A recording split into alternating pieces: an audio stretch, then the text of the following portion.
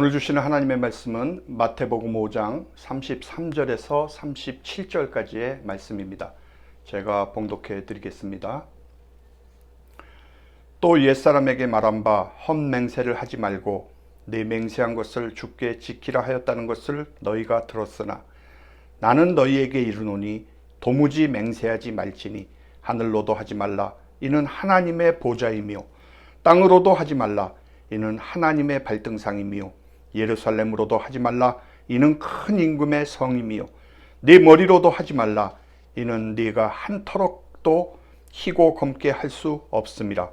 오직 너희 말은 옳다 옳다 아니라 아니라 하라. 이에서 지나가는 것은 악으로부터 나느니라. 아멘.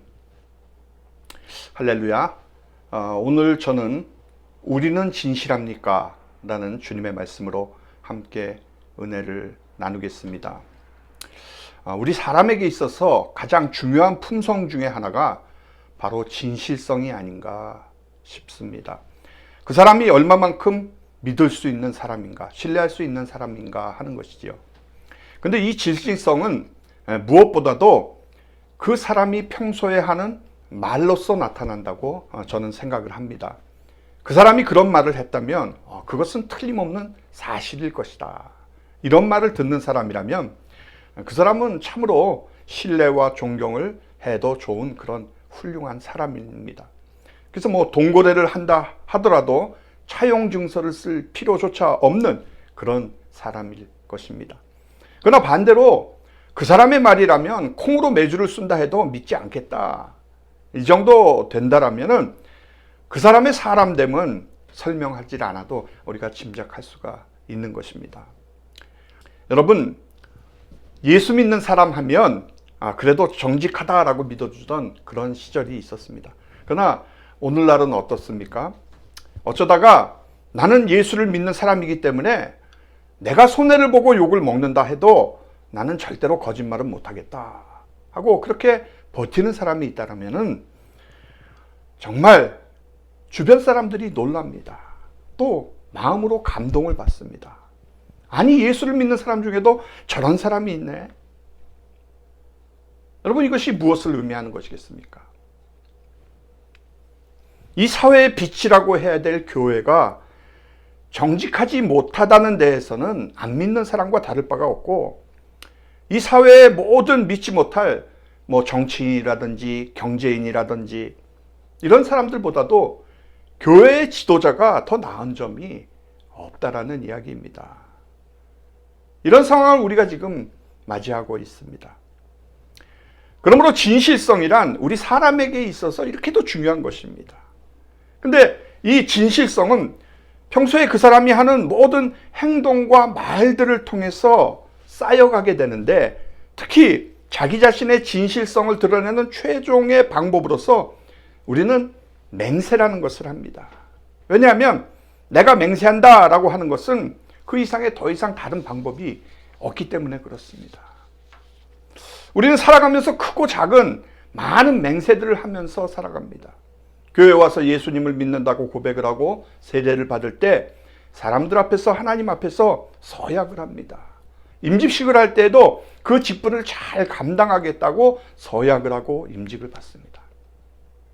결혼식을 할 때는 어떻습니까? 신랑 신부에게 비가 오나 눈이 오나 바람이 부나 한결같이 서로 도와주며 사랑하고 살겠습니까? 라고 하면 손을 들고 예 라고 대답을 해야 부부가 됨을 선언을 합니다. 이런 서약들이 맹세에 속하는 것입니다. 또 신년 초가 되면 올해는 술, 담배를 끊겠다. 올해는 공부를 열심히 해서 10등 안에 들겠다. 돈을 많이 벌어서 교회를 꼭 건축하겠다 라고 하는 그런 크고 작은 약속과 다짐들을 많이 합니다. 이런 것들이 맹세에 속하는 것들입니다. 이렇게 우리는 나의 진실을 드러내는 최종적인 보루로서 맹세를 하지만, 그러나 이 맹세마저도 거짓이 거기에 들어있다라고 한다면 그 이상 어떻게, 어디서 우리의 진실성을 찾을 수가 있겠습니까? 오늘 본문의 말씀은 예수님께서 바로 이 맹세의 문제를 다루고 계십니다. 근데 오늘 본문에 볼 것 같으면 예수님께서는 도무지 맹세를 하지 말라고 하신 것을 볼 수가 있습니다. 결코 맹세를 하지 말라는 거예요. 그래서 이 말씀을 읽을 때 우리는 먼저 놀라움과 함께 의문을 가지게 됩니다. 맹세하지 말라. 그러면 맹세하지 않는 우리가 어떻게 나의 진실성을 드러내고 또한 어떻게 다른 사람에게서 진실성을 찾으라고 하는 것인가 라는 것이죠. 여러분, 맹세는 나쁜 것이 아닙니다. 구약에 보면 하나님이 맹세를 하라고 하셨어요. 꼭 중요하고 심각한 어떤 문제를 놓고 약속을 할 때 사람들이 이 약속을 지킬지 안 지킬지 서로가 의심 가는 일이 생기지 않겠습니까?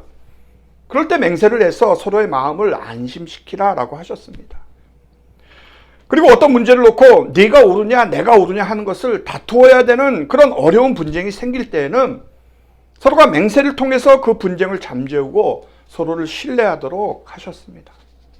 그래서 맹세는 맹세하는 사람이 정직하다는 것, 거짓말을 하지 않는다는 것, 약속을 꼭 지키겠다는 것을 하나님의 이름을 들어서 맹세함으로써 사람들에게 확인을 시켜주는 하나의 방편이었습니다.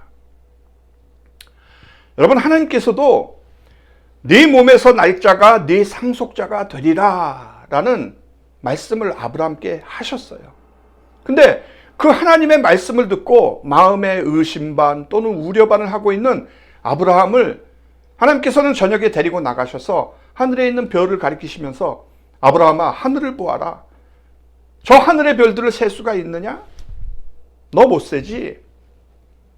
내가 너희 후손을 이렇게 많게 하겠다라고 약속을 하셨습니다. 근데 그 약속의 말씀이 사람들 보기에는 뜬구름 잡는 이야기 같거든요.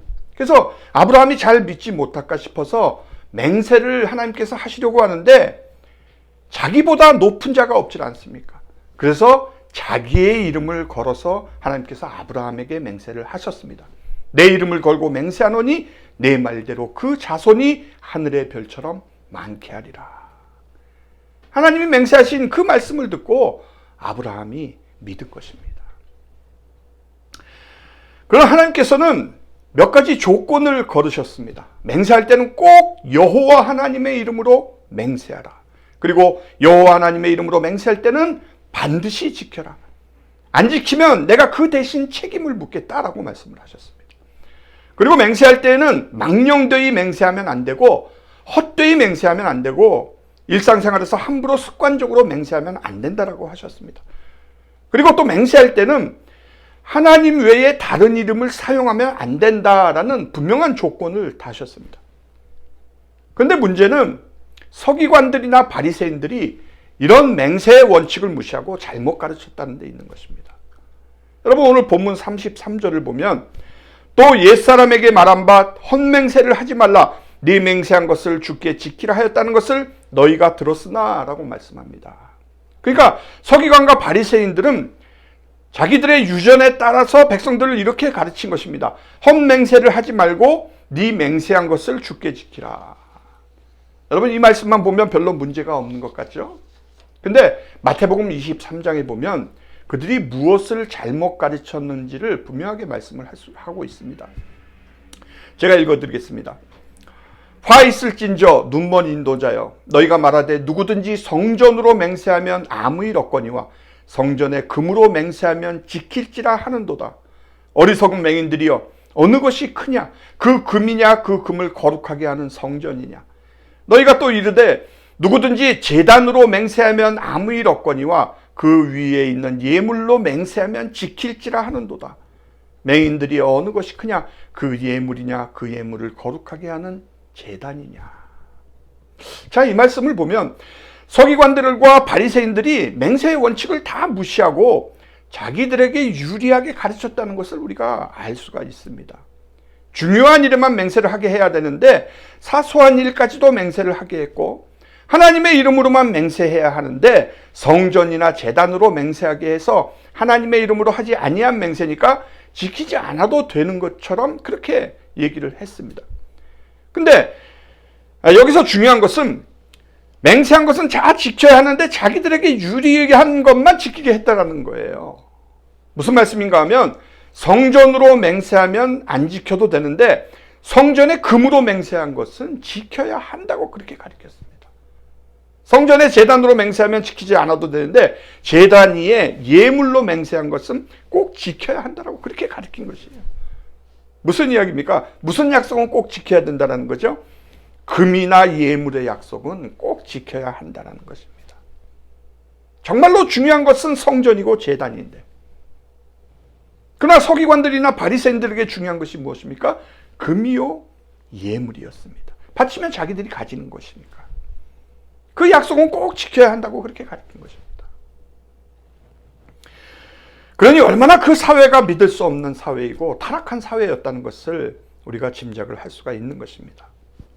이런 이유로 인해서 예수님께서는 절대 맹세하지 말라고 명령을 하신 것입니다. 근데 예수님께서 이 말씀을 하실 때 다음과 같은 말씀을 먼저 하셨습니다. 나는 너희에게 이르노니 도무지 맹세할지 말지이다. 절대로 이런 헛된 맹세, 거짓 맹세를 하지 말라라는 것인데, 하나님의 이름을 빌려서도 안 되고 하늘의 이름을 이용해도 안 된다는 것입니다. 하늘이고 땅이고 머리고 모든 것이 다 하나님께 속했는데 어떤 이름을 갖다 맹세를 하면 하나님의 이름을 욕되게 하는 것이니 그 어떤 이름으로도 맹세하지 말라라는 것이었습니다. 바로 우리의 그릇된 이해, 우리의 잘못된 행동들을 오늘 산상수훈을 통해서 예수님께서는 바로 이 점을 지적하고 계시는 것입니다. 그리고 주님께서는 이렇게 명령을 하십니다. 그러므로 하나님의 자녀는 말을 할 때 예면 예고 아니면 아니라고 말해라. 거기서 보태고 빼는 것은 벌써 그 근본이 잘못됐다. 악으로부터 나는 것이다 라는 거예요. 다시 말하면 그 동기가 순수하지 못하다는 것입니다. 무엇인가 구린내가 나는 말이라는 거예요. 그러므로 예면 예고 아니면 아니라고 하는 투명한 말을 하면서 살아야 된다고 주님께서 말씀하고 계시는 것입니다. 오늘 우리가 이 예수님의 교훈을 가지고 무엇을 배워야 합니까? 어떤 계시의 음성을 우리가 들어야 합니까? 하나님의 자녀는 정직해야 한다라는 그 하나님의 음성을 여러분들 꼭 기억하시길 바랍니다. 즉 맹세를 하지 않아도 사람들이 우리를 믿어들 정도의 삶을 살아야 된다는 것이고 정직한 말을 해야 된다는 거예요. 맥스 루케이도 목사님이 참 재치 있는 말을 했습니다. 우리는 상사의 호감을 사기를 원합니다. 그래서 아첨을 합니다. 우리는 그것을 윤활유라고 부르죠. 그러나 하나님은 거짓말이라고 하십니다. 우리는 사람들의 칭찬을 받기 원합니다. 그래서 과장을 합니다. 우리는 그것을 극적 효과라고 부릅니다. 그러나 하나님은 거짓말이라고 하십니다. 우리는 사람들에게 존경받기를 원합니다. 그래서 갚을 수 없는 빚을 지고 분에 넘치는 집에서 삽니다. 우리는 그것을 성공이라고 합니다. 그러나 하나님은 거짓된 삶이라고 말씀하십니다. 여러분, 이와 같은 세상에서 예수님의 말씀대로 예면 예라고 하고 아니면 아니요라고 하는 그 정직성, 투명한 인격을 가지고 과연 우리가 살아남을 수가 있을까요? 우리 모두가 한번 생각을 안 해볼 수가 없는 것입니다. 정말 정직해서 이 세상에서 살아남을 수가 있는가? 다니엘 웹스터라고 하는 사람은 이 세상에서 진실만큼 강한 것이 없다. 그러나 한편 진실만큼 이상한 것도 없다라고 말을 했습니다. 일리가 있는 말입니다. 섹스피어는 시국 오셀로에서 이 세상 사람들이여 정말 조심할지어다. 솔직하고 정직하다는 것은 안전한 것이 못 되느니라 라고 했습니다. 무슨 말씀입니까? 솔직하고 정직하다는 것은 안전한 것이 못 되기 때문에 안전하게 살고 싶으면 적당하게 거짓말을 하면서 그렇게 살아야 된다는 그런 이야기인 것입니다. 여러분, 근데 이런 말이 예수님의 교훈보다도 더 우리 마음에 와닿지 않습니까? 왜 그렇습니까? 너무나도 세상이 거짓되고 너무나도 세상이 정말 부정직한 삶을 살아가고 있기 때문에 그런 것입니다. 그럼에도 불구하고 예수님은 오늘 우리를 향해서 정직해야 된다라고 말씀을 하십니다. 왜 그렇습니까? 몇 가지 이유가 있습니다. 첫째, 우리는 예수님을 따르는 제자이기 때문에 그렇습니다. 여러분, 예수님께서는 세상에 사실 때 거짓말을 하지 않으셨습니다. 이사야 53장 9절에 보면 그는 범죄하거나 거짓말 하시지 않았다고 했습니다. 예수님은 말을 부풀리시는 법이 없습니다. 진실을 왜곡하신 적이 한 번도 없습니다. 그러므로 우리가 예수님을 따라가기를 원한다라면, 정말 예수님처럼 살기를 원한다라면, 그러면 우리는 고난을 당하는 한이 있더라도, 정말 십자가를 지니 한이 있더라도 예수님처럼 정직해야 합니다. 둘째는 하나님이 정직한 자를 축복하시기 때문입니다. 우리는 가까이 보면 안 됩니다. 멀리 보아야 합니다. 가까이 보면 몇 마디 거짓말하는 것이 돈을 모을 수 있는 수단이 될 수도 있고, 몇 마디 거짓말을 하면 성공도 할 수 있고 남보다 앞지를 수 있는 그런 인생을 살 수도 있을지 모릅니다. 그러나 멀리 보시기 바랍니다. 거짓말을 축복하지 않으시는 하나님께서 그 앞길을 반드시 보여주시는 거예요. 오늘의 성공이 내일의 실패가 되게 하시고, 오늘의 안전이 내일의 벼랑 끝에 서게 하게 하시는 그 사례들을 우리가 살아가면서 많이 보지 않습니까? 왜 그렇습니까? 거짓을 하나님께서 축복하지 않기 때문에 그렇습니다. 거짓말로 부정한 방법으로 재산을 모았다가 그 재산이 자녀 손들을 영원히 일어서지 못하게 만드는 그런 폐인으로 만드는 경우를 우리가 많이 봅니다. 그러므로 우리는 진실을 말해야 합니다. 고난을 받아도 진실을 말해야 하는 것입니다. 세 번째는 우리가 진실해야 세상을 구원하고 변화시킬 수 있기 때문입니다. 여러분 한번 생각해 보세요. 우리는 그리스도의 복음, 생명의 진리를 전하기 위해서 세상으로 보냄을 받은 증인들입니다. 근데 복음을 전하고 진리를 전해야 될 우리가 투명하지 못하고 정직하지 못해서 사람들에게 의심을 받는다면 우리가 전하는 말을 누가 듣겠습니까? 누가 우리를 통해서 구원받겠습니까? 누가 우리를 통해 예수님의 영광을 볼 수가 있겠습니까? 우리가 투명하지 못한데 어떻게 세상 사람들이 주의 영광을 보겠느냐는 말이에요. 그러므로 우리는 고난을 당해도 정직해야 합니다. 십자가를 져도 정직해야 합니다. 가난해져도 정직해야 하고 출세를 못해도 정직해야 합니다.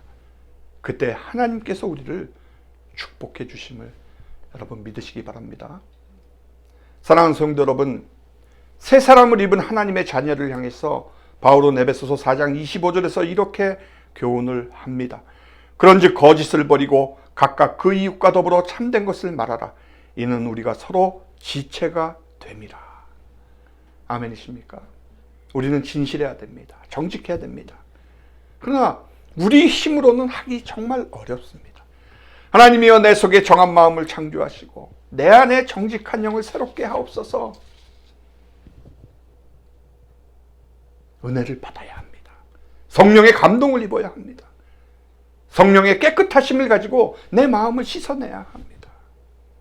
주님의 보혈로 우리의 심령을 새롭게 해야 하는 것입니다. 그래서 정직이 우리의 자랑이요 우리의 긍지가 되는 저와 여러분이 되시기를 주님의 이름으로 축원합니다.